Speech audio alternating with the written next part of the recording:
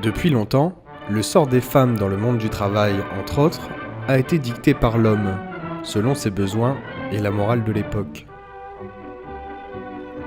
Ainsi, jusqu'au début de la Première Guerre mondiale, les femmes ne représentent que 38% de la population active, souvent cantonnées à des tâches considérées comme secondaires.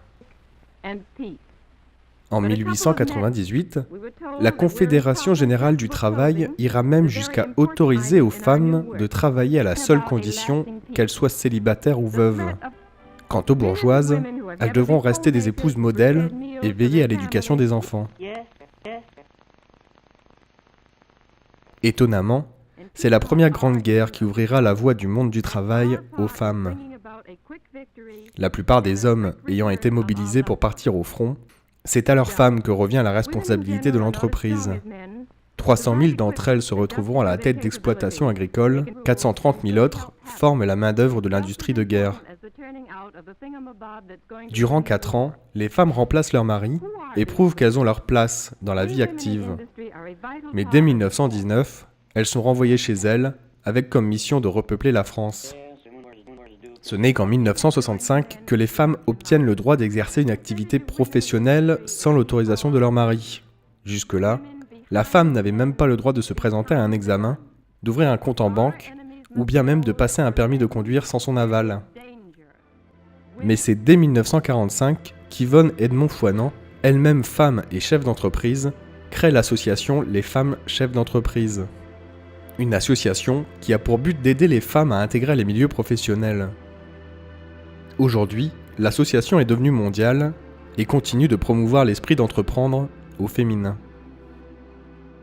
L'association a été créée en 1945 par Yvonne Edmond-Foinant, qui était maître des forges, dans le but de rassembler des femmes qui avaient repris l'entreprise de leur mari ou de leur père éventuellement pendant la Seconde Guerre mondiale.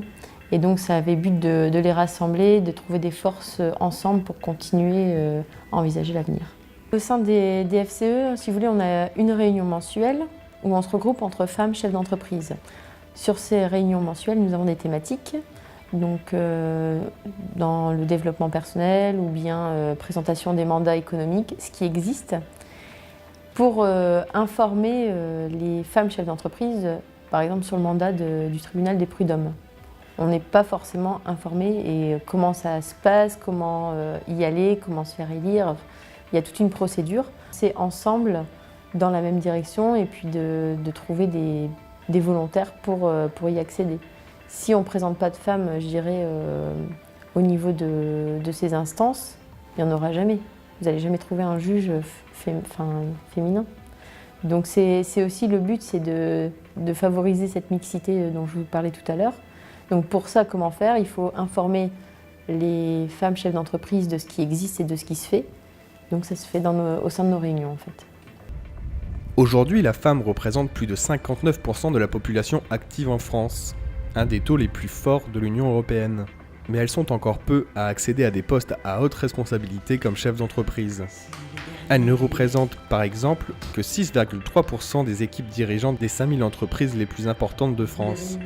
Dans la fonction publique, où 59% des emplois sont occupés par des femmes, seulement 10% d'entre elles accèdent à la haute administration. En politique, c'est seulement 9,6% des maires de communes de plus de 3500 habitants qui sont des femmes. Et si l'on considère qu'en moyenne les femmes touchent un salaire 25% inférieur à celui des hommes, on est loin de la parité. Les politiques ont instauré la parité. Je pense que c'est une très bonne chose parce que nous n'avons pas la même manière d'appréhender les choses. Vous savez, une femme, quand elle a des enfants, elle se sent même si elle partage avec son conjoint, la société est ainsi faite qu'elle va être plus sensible à l'éducation, à une présence éducative, je dis bien présence éducative au niveau des enfants.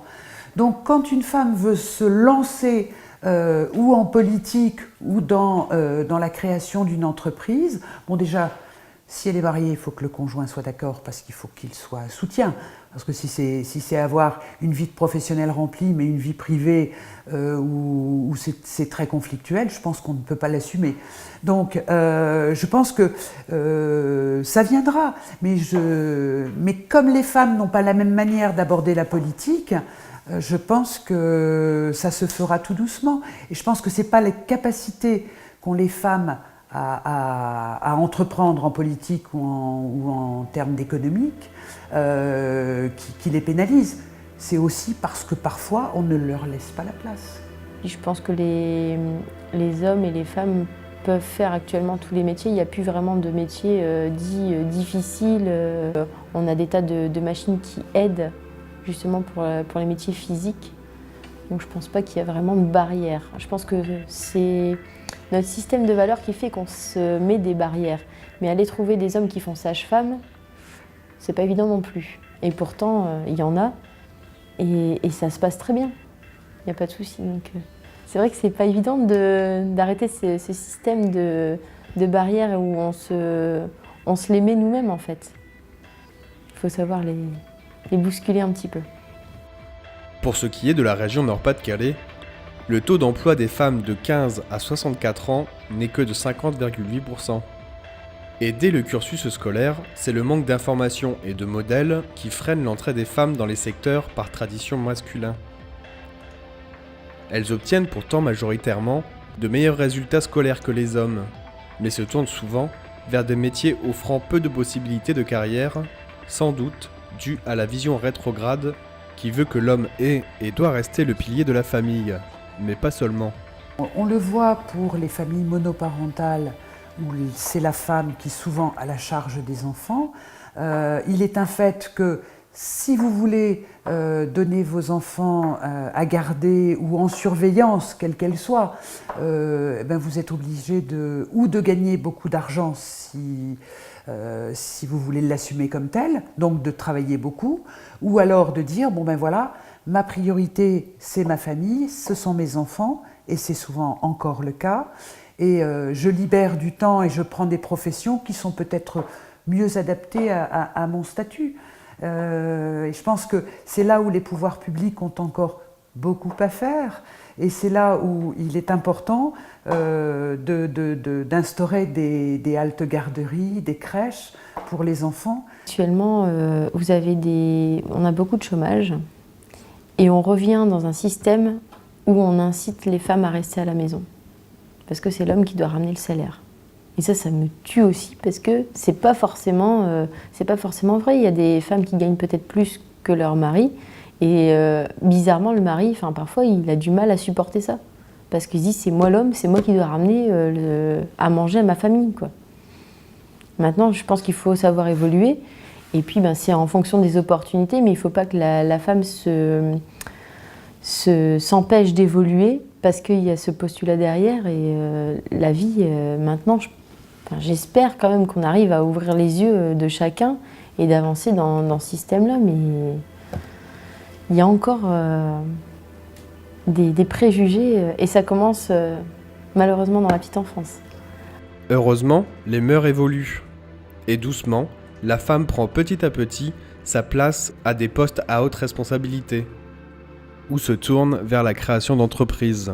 Brisant ainsi le schéma familial jusqu'alors imaginé par l'homme, la femme s'épanouit désormais aussi bien dans sa vie privée que dans sa vie professionnelle.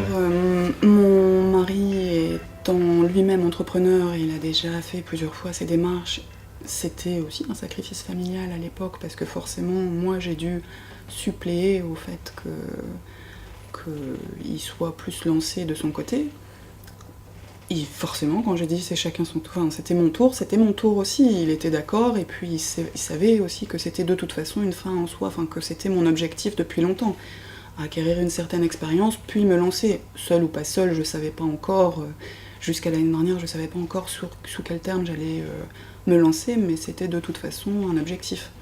Les enfants sont ravis, ils sont contents parce que bon, c'est assez agréable, mais ils sont fiers de moi.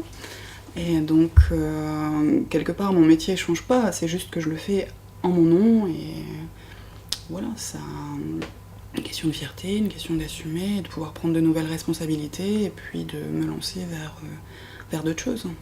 J'adore mon métier, j'adore mes enfants, mais j'adore mon métier. Il faut savoir faire la part des choses. C'est pas toujours évident en tant que femme, forcément, on a un peu le double emploi du temps. Voilà, si on a plus de boulot, qu'on fait une charrette et qu'on rentre plus tard, il faut assumer derrière aussi les retards qu'on prend, l'absence qu'on a, et c'est tout. On compense en prenant du temps à un autre moment. Il faut assumer, je pense qu'effectivement ça c'est le propre des femmes, c'est de pouvoir jouer, changer les casquettes, c'est réussir à cloisonner aussi, c'est pas toujours facile à faire, mais à vraiment laisser les problèmes de bureau au bureau et inversement les problèmes à la maison pour ne pas polluer l'esprit. Mais oui, c'est pas toujours évident à faire. Ayant abordé les études, j'avais déjà envie de créer mon entreprise, de créer mon indépendance en fait. Parce que c'est vrai qu'on était, et c'est ce qui importe, j'étais dans un contexte à l'époque où les femmes devaient beaucoup se battre pour y arriver. Et elles se battent encore maintenant, hein.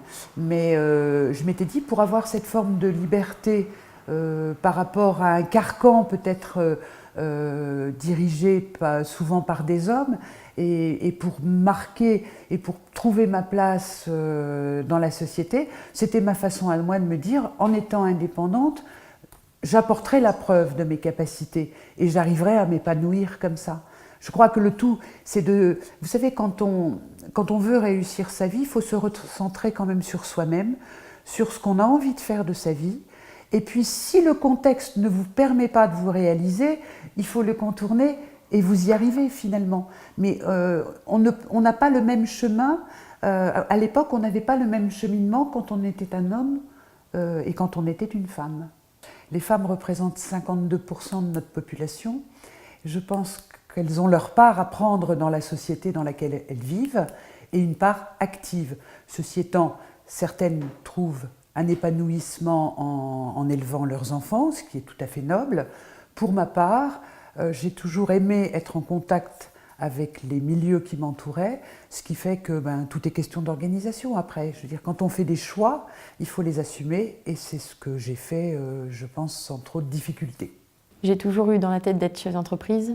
Quelle entreprise, j'en avais aucune idée à la base parce que je ne savais pas vers quelle voie me diriger. Je me retrouve dans une entreprise de BTP qui me va très bien et où je peux allier aussi des côtés ludiques et une autre façon d'appréhender les choses. Il y avait cette envie-là aussi de pouvoir décider de ce que j'avais envie de faire. Et après, ce qui me motive encore plus, mais ça je ne le savais pas avant, c'est de donner du boulot à des personnes. Savoir que là, bon, c'est pas énorme, mais je sais que j'ai 20 personnes qui ont du boulot tous les jours, qui ramènent un salaire, ça c'est top. Ça me fait plaisir, quoi. Ça s'explique pas, mais c'est comme ça.